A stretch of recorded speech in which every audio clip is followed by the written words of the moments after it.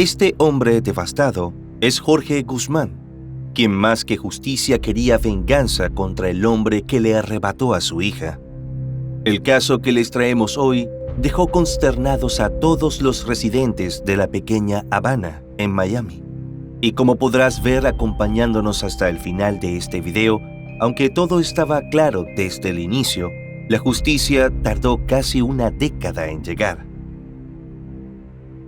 El caso de Marta Guzmán Alvarenga.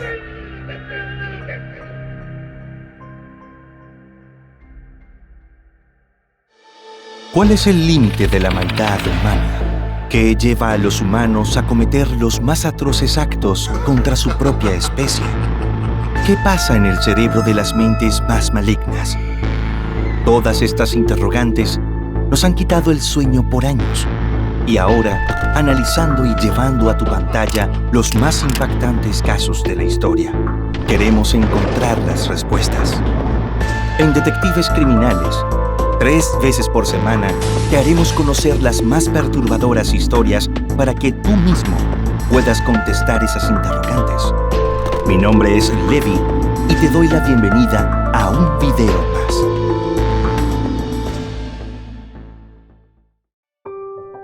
Marta Guzmán Alvarenga nació en 2003 en Estados Unidos. Fue la segunda hija de la pareja conformada por Jorge Guzmán y Amaury Alvarenga, quienes llegaron desde Olanchito, un rincón de Honduras, en busca del sueño americano. Habían asumido el desafío de cruzar fronteras e instalarse en un país tan distinto al suyo, al que llegaron de forma ilegal, con la esperanza de hallar oportunidades brillantes no solo para ellos, sino para Stephanie, su hija mayor, quien estaba muy contenta de tener a una hermanita. La familia se estableció en un edificio de la calle 4 de la pequeña Habana, en Miami, donde creció Marta, a quien todos los vecinos llamaban cariñosamente Martica. Jorge trabajaba duro, pues no solamente tenía un hogar al cual mantener, sino que también había dejado en su tierra natal a otros 4 hijos de una relación anterior. Él y Amaury, como buenos migrantes, desempeñaban cualquier oficio digno que les garantizara un ingreso honesto para su familia. A la par, estaban criando a sus niñas con todo el amor del mundo. La opinión general acerca de Marta es que era la alegría hecha niña. Además de ser hermosa y divertida, le gustaba bailar, actuar y jugar con sus amigos del vecindario. Las calles estrechas y llenas de vida eran su mundo. Pasaba horas enteras balanceándose en un columpio con un neumático verde que le habían hecho sus padres. Sin embargo, su vida no estuvo exenta de dificultades. En algún momento, por razones que no trascendieron, el matrimonio de sus padres se desmoronó y ella quedó bajo el cuidado de su madre, mientras Jorge se mudó a una residencia en la misma zona para estar cerca de sus hijas. Tiempo después, Amaury inició una relación con Miguel Ruiz Lobo, otro ciudadano hondureño, que tal como ella, también había emigrado ilegalmente a Estados Unidos. Al principio, todo parecía ir bien entre ellos, e incluso tuvieron un hijo al que llamaron Harold, pero las discusiones y peleas comenzaron a aflorar debido al mal carácter del hombre, que se potenciaba al máximo cuando consumía licor, algo que, para colmo, hacía a diario. Aunque Marta era pequeña, sabía perfectamente que ese hombre no se portaba bien con su madre, y por ende no le tenía mucho afecto a su padrastro. Cada vez que se producía una escena de violencia doméstica, la niña le pedía a Amaury que se alejara de Miguel. Para comienzos de 2014, tras varios años de convivencia, Amaury pareció hacer caso a las súplicas de su hija y tomó la decisión de separarse.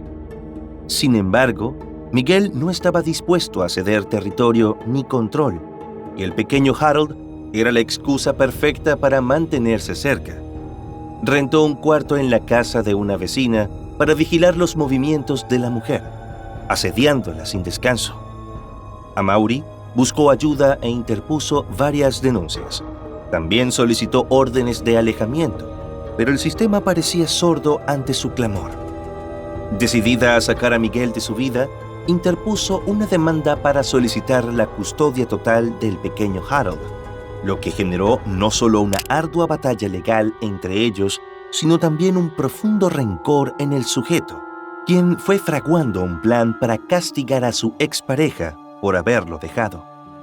También le tenía una inmensa antipatía a Marta, a quien culpaba de la separación. Y es que si algo tenía Miguel, era que nunca asumía su culpa ni su responsabilidad en nada. El sujeto llevó a cabo su macabro plan el 22 de junio de 2014. Ese domingo, Amaury tenía que salir a hacer unas compras, pero Marta, para entonces de 11 años, no quiso ir con ella, pues le dijo que prefería quedarse en casa a descansar. La madre salió con Harold, de 3 años, no sin antes advertirle a la niña que si alguien la llamaba o tocaba la puerta, no debía abrir, sino que debía avisarle y ella regresaría inmediatamente. Sin embargo, la niña no entendió que la orden de no abrirle a nadie valía incluso para personas conocidas. Apenas Amaury salió, Miguel llegó a la casa y ella lo dejó entrar, sin imaginar el trágico destino que le aguardaba. El hombre de 43 años golpeó a Marta y con un instrumento filoso le hizo cortes en los antebrazos para hacer parecer que la niña se había quitado la vida. Pero su odio pudo más que el montaje de la escena y le dejó el arma blanca sobresaliendo del cuello. Cumplida su venganza, huyó de la casa sin dejar rastros visibles. Con lo que no contaba Miguel era que sus movimientos habían sido grabados por la cámara de seguridad de un vecino, y eso resultó una pieza clave para ubicarlo en la escena y acusarlo por el crimen. Según las reseñas del caso, la niña gritó, y algunos vecinos escucharon y salieron a ver de dónde provenía el sonido, pero no lograron identificar exactamente el lugar. Cuando Amaury regresó a casa poco después, totalmente ajena a lo que ocurría, se encontró con la dantesca escena. Su hija estaba tirada boca abajo en el piso de la sala, en las peores condiciones imaginables. Presa del pánico, la sujetó en sus brazos y le dio vuelta. Tenía la frente hundida y los labios inflamados. Se había orinado en su pijama y tenía cortes en los brazos. Su cuerpo estaba caliente y helado al mismo tiempo. Sus piernas estaban rígidas. La primera reacción de Amaury fue sacar el objeto de la garganta para ver si eso le podía ayudar a respirar, pero no daba resultado. Desesperada, comenzó a pedir ayuda. Sus gritos alertaron a los vecinos, quienes acudieron rápidamente para ver lo que ocurría. Uno de ellos hizo una llamada al número de emergencias, detallando la gravedad del caso, y el equipo de rescate llegó casi enseguida. Intentaron reanimar a la pequeña, pero no reaccionaba, por lo que fue llevada al hospital Jackson Memorial. Sin embargo, los médicos no pudieron recuperarla, pues llegó sin signos vitales y solo hicieron la declaración de defunción. El padre de Marta, quien se encontraba trabajando en Carolina del Sur para ese momento, se trasladó a toda velocidad a Miami cuando supo lo que había ocurrido, mientras que Amaury tuvo que ser hospitalizada debido a una crisis nerviosa. Ambos estaban devastados por la pérdida. Mientras tanto, en la casa de Marta, los vecinos, entre ellos Miguel, rodearon el edificio cuando escucharon que la habían llevado al hospital. El lugar estaba lleno de patrullas de policía que habían resguardado la casa con la cinta amarilla que se suele usar en las escenas del crimen. Miguel habló con uno de los oficiales para saber qué información tenían sobre lo ocurrido, y cuando el agente le dijo que todo parecía indicar que la niña había atentado contra su propia vida, el sujeto quiso hacerle creer que esa no era la primera vez que Marta lo hacía. La pregunta crucial surgió. ¿Marta había expresado alguna vez su deseo de despedirse de este mundo? La respuesta de su madre fue clara.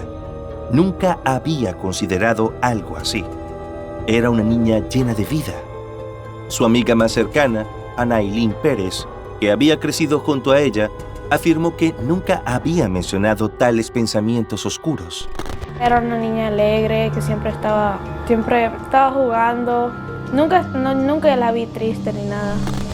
Además, vista en detalle, la escena no parecía indicar daños autoinfligidos, sino la acción de otra persona. Y a medida que se conocieron pormenores de las lesiones, resultaba imposible que ella misma se hubiera causado los daños y golpes que se encontraron en su cuerpo. Los cortes profundos en su brazo descartaron esa posibilidad. Según el informe forense posterior, los cortes que tenía en los antebrazos eran tan profundos que afectaron los tendones, por lo cual sus manos perdieron toda capacidad de sujetar cualquier objeto. Se descartó definitivamente la posibilidad de las autolesiones. Además, debajo de las uñas de Marta, los peritos hallaron rastros de piel, que podría ser de su atacante, que fueron enviados para ser analizados. Las autoridades se encontraban en una búsqueda frenética de pruebas que pudieran ayudar a atrapar al responsable del hecho que había causado consternación en toda la comunidad latina de Miami. Pronto, las sospechas recayeron en Miguel.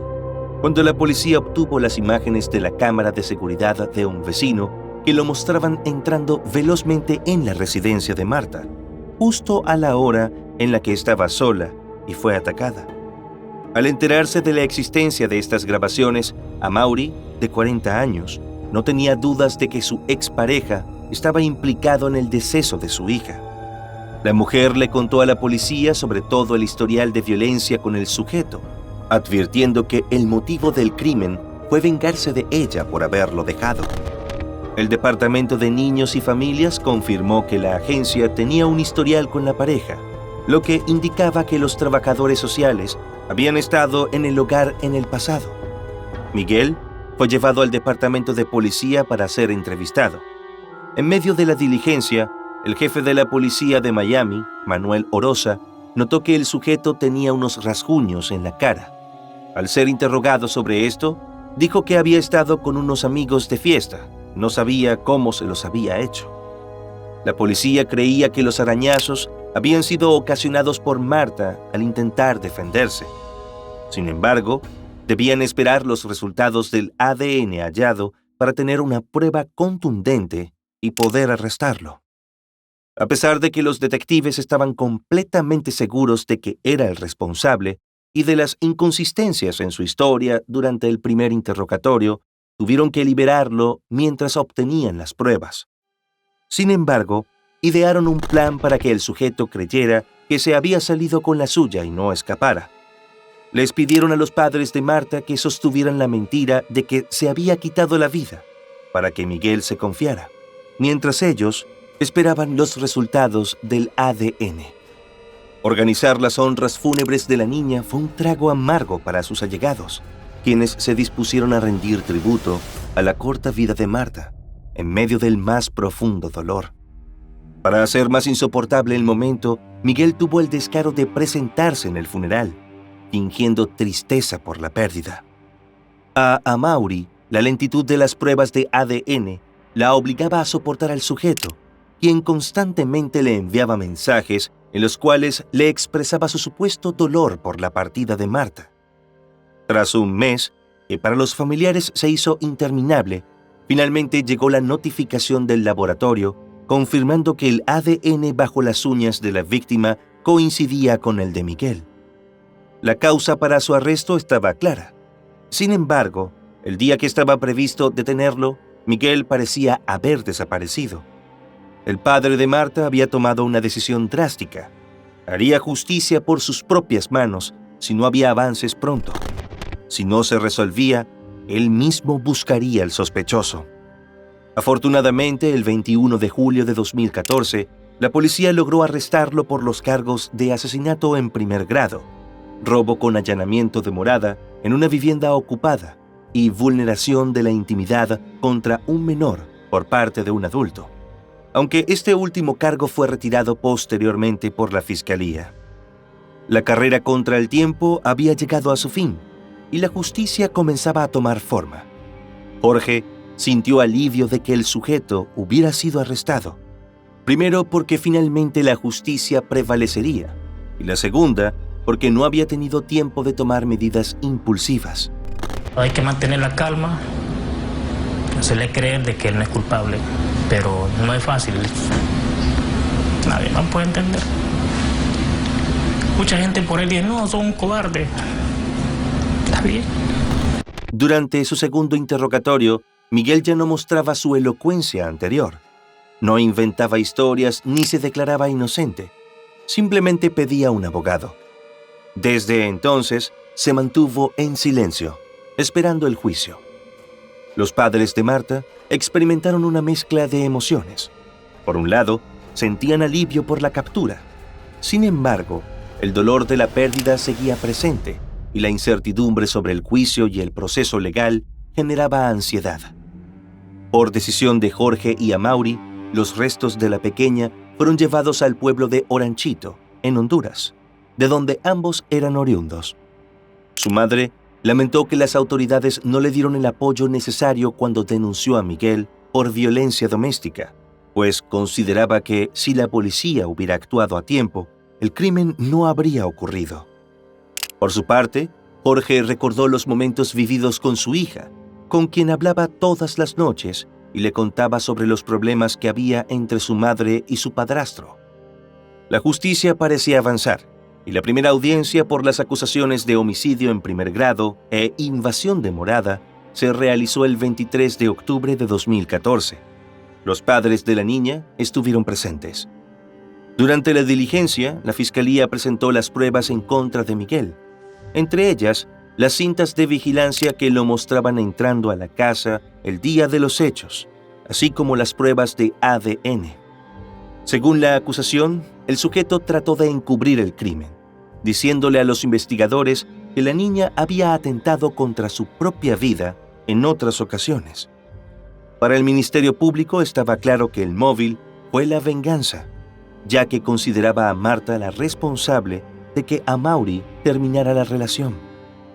Aunque Miguel se declaró inocente de todos los cargos, un juez ordenó su prisión preventiva en el Departamento de Correccionales y Rehabilitación de Miami-Dade, hasta que se llevara a cabo el proceso penal en su contra. Sin embargo, este fue uno de los casos en los que la acción de la justicia estuvo llena de tropiezos y la familia tuvo que librar una larga batalla. Cuando se cumplió el primer año de su partida, los familiares y allegados realizaron una misa por el alma de Marta en la iglesia San Juan Bosco de la pequeña Habana. Sus mejores amigas de la escuela y el barrio vistieron camisetas negras con fotos de la niña y las palabras «Descansa en paz» y «Descansa en el paraíso». Durante la homilía, el sacerdote Yader Centeno dijo que el fallecimiento de Marta no había sido obra de Dios, sino la expresión del nivel de violencia que existe en el mundo. Casi todos lloraron mientras escuchaban el sermón. Tras terminar la misa, se reunieron en el edificio donde estaba el columpio en el que la niña solía jugar, el cual llenaron las paredes con mensajes escritos con marcadores, deseándole descanso eterno y diciéndole que no la olvidarían. Una de las vecinas, Mayra Vilar, cuya nieta de 13 años creció y fue a la escuela con Marta, señaló que las fiestas de Navidad y de Año Nuevo no fueron las mismas sin Marta y que su nieta tampoco era la misma desde lo ocurrido. Jorge recordó que unos meses antes de los hechos, su hija le preguntó qué era el ADN, mientras miraban una serie policial en la televisión. Dijo que él trató de explicarle lo mejor que pudo, diciéndole que la policía lo usaba para encontrar evidencia en los casos criminales. Según su punto de vista, su inteligente niña aprendió bien la lección de ese día, y por eso peleó y arañó a Miguel para dejar pruebas. Amaury no solo estaba impactada por la pérdida, sino por cómo reaccionaría su hijo Harold cuando creciera y supiera la verdad. Mientras tanto, ella le explicaba que Marta era un ángel, ahora al lado de Dios, aunque no pudieran verla físicamente. Tiempo después, Amaury se mudó del vecindario, pues no soportaba estar rodeada de tantos recuerdos dolorosos. Como les adelantamos, El proceso para llevar a Miguel a juicio sufrió todo tipo de demoras. Amaury y Jorge comparecieron ante la Corte Estatal de Miami-Dade en múltiples ocasiones, pero las fechas de las audiencias se modificaban constantemente. Aunque los fiscales les aconsejaban no desesperarse, pues el caso tomaría tiempo, lo único que los padres tenían en mente era lograr justicia para su hija. Finalmente, después de casi 9 años, el 3 de abril de 2023 comenzó el juicio contra Miguel en el circuito de Miami-Dade. Durante la declaración de apertura, la fiscal estatal adjunta, Laura Adams, señaló que el móvil del hecho había sido la venganza, pues Miguel estaba enojado con la víctima por pedirle a su madre que rompiera con él. La acusación se sustentó principalmente en pruebas de ADN y videos de vigilancia. Según el relato de la representante del Ministerio Público, creían que Miguel tardó aproximadamente 30 minutos en arrebatarle la vida a la niña. Como respaldo a ese planteamiento, presentaron al jurado un video de vigilancia que mostraba a Miguel llegando al apartamento de la víctima poco antes de las 10:30 de la mañana y marchándose alrededor de las 11. La investigadora forense Sharon Hines confirmó que las pruebas del perfil de ADN masculino obtenidas gracias a los arañazos que le hizo Marta con sus uñas pintadas de verde coincidían con el del acusado. Otro experto citado por la fiscalía fue el médico forense de Miami-Dade, Kenneth Hutchins, quien realizó la autopsia al cuerpo de la menor. Declaró que las lesiones que sufrió en la cara eran consistentes con asfixia y dejaban claro que se trataba de un homicidio. Los detalles que dio acerca del resto de las lesiones y las fotografías que mostró causaron que parte del jurado llorara. Fue un crimen cruel. Otros datos, terriblemente dolorosos, los aportó Nicolás Namías, el cirujano de trauma que vio a Marta cuando fue trasladada al hospital, quien calificó las heridas de las muñecas como destructivas y dijo que casi se le desprendieron del brazo. Durante los siguientes días del juicio, el jurado escuchó testimonios desgarradores de familiares, agentes de policía y vecinos. El único que no testificó fue el propio Miguel. Uno de los momentos más dolorosos fue el relato de Amaury, quien detalló cómo encontró a su hija aquel fatídico domingo 22 de junio de 2014. Cuando la viré en mi brazo, ella tenía el cuchillo en su aquí en medio. En los argumentos finales, basándose en todas las pruebas presentadas y los delitos por los cuales Miguel estaba siendo juzgado, la fiscalía solicitó la pena capital. Por su parte, el abogado defensor Stephen Neal Jermish afirmó que su cliente era inocente. Durante sus declaraciones finales, cuestionó la falta de pruebas claras en las imágenes de seguridad y atacó la investigación policial, la cual, a su juicio, carecía de evidencias. Finalmente, el 14 de abril de 2023, después de 8 horas de intensas deliberaciones, el jurado pronunció su veredicto.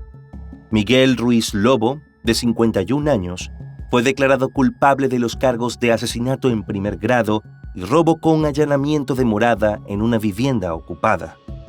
Las lágrimas rodaron por los rostros de los familiares de Marta cuando escucharon la sentencia. Su madre expresó que finalmente se hacía justicia, mientras que Stephanie, la hermana mayor, también compartió su alivio y satisfacción. Sin embargo, quedaba una decisión crucial pendiente. ¿Sería Miguel condenado a cadena perpetua o enfrentaría la pena capital? Durante la audiencia de sentencia, mientras los allegados de la niña abogaron por la pena de muerte, los familiares del acusado suplicaron clemencia. En sus declaraciones sobre el impacto de la víctima, Stephanie describió cómo el crimen había destrozado a su familia. Recordó que la niña de 11 años tenía sueños brillantes, entre ellos ser modelo y pediatra, pero Miguel había truncado esos anhelos. La posibilidad de la pena de muerte pendía sobre Miguel, pero el 24 de abril el jurado popular recomendó la cadena perpetua.